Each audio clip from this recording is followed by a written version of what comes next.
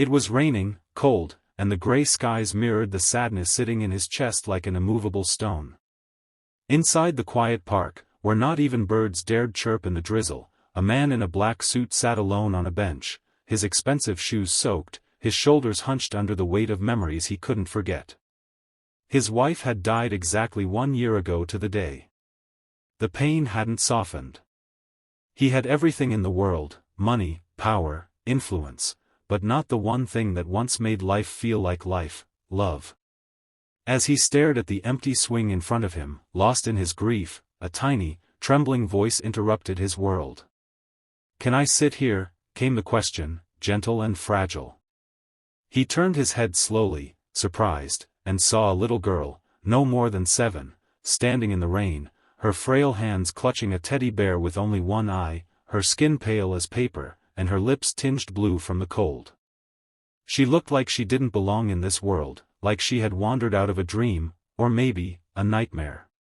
If you believe in kindness, in the power of second chances, and in the idea that sometimes, strangers can change each other's lives in ways we never expect, then please like, comment, share, and subscribe to Rapple of Hope. Your support helps us keep bringing these true-to-heart stories to life. The man hesitated. No one had spoken to him with such vulnerability in a long time.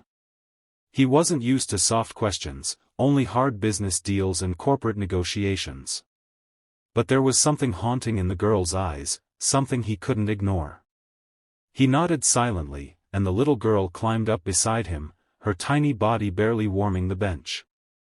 She didn't speak right away. Neither did he. The silence between them wasn't awkward, it was sacred. Two lost souls, unknown to one another, quietly sharing the same sorrow. Then, after a moment, she looked up and whispered, "You look sad too." It wasn't a question, it was a recognition. The man, James Lockwood, CEO of Lockwood Enterprises, one of the richest and most private businessmen in the country, suddenly felt exposed under the honesty of a child. He blinked away the tears gathering at the edges of his vision and forced a tight smile. "I guess I am," he admitted. James didn't know why he kept coming back to that same park in the days that followed. Perhaps it was the ghost of his wife, who used to love walking there, or maybe it was the image of that little girl, soaked in the rain with the saddest eyes he had ever seen. But she came back too. Every day. Same time. Same bench. Her name was Ellie. And soon, James noticed things he hadn't the first day, how her cheek seemed more hollow each time, how she often winced when she coughed, how her small fingers shook when she held her teddy bear.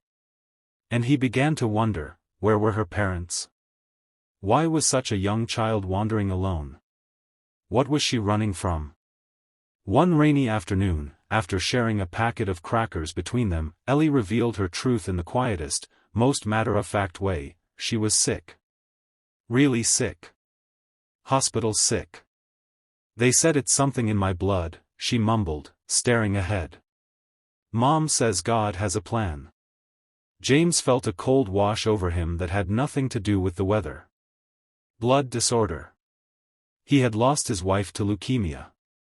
The very idea that this small, bright soul sitting beside him might be fading from the world shook him to his core. But what shocked him more was the casual bravery with which she carried her pain. No complaints. No tears.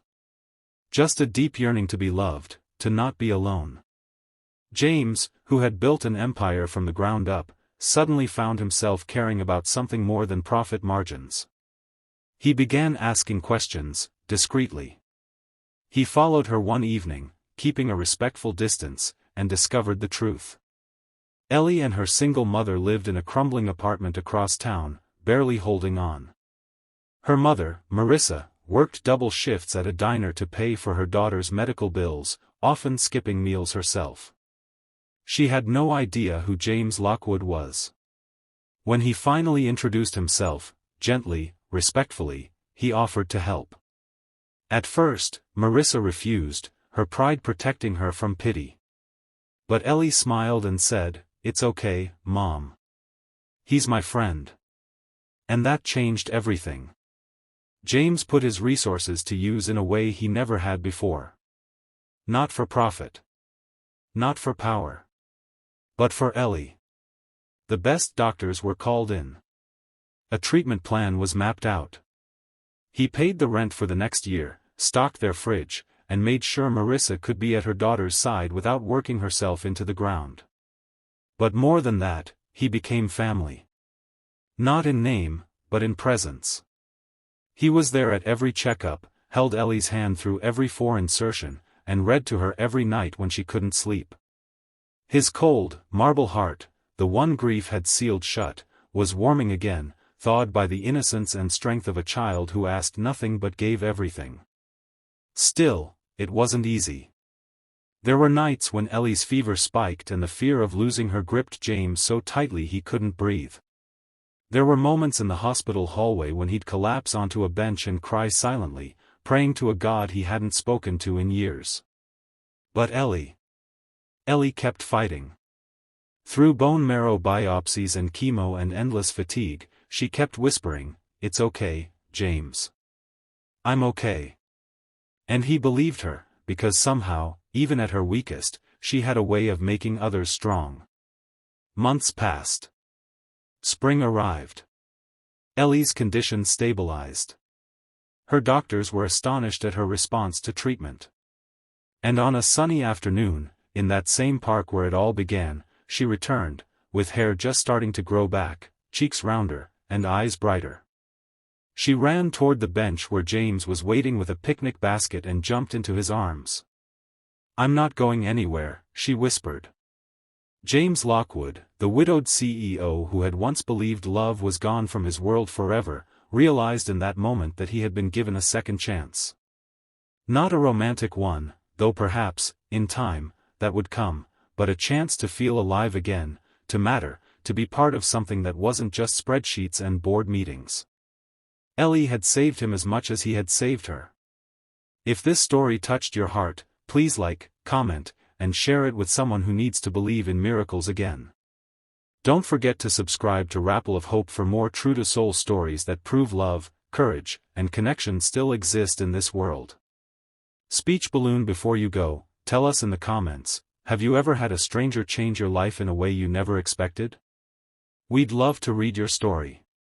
And as the sun set over the park, painting the sky in soft oranges and pinks, Ellie sat on the bench beside James once more, her small hand wrapped in his. The bench wasn't just wood and metal anymore.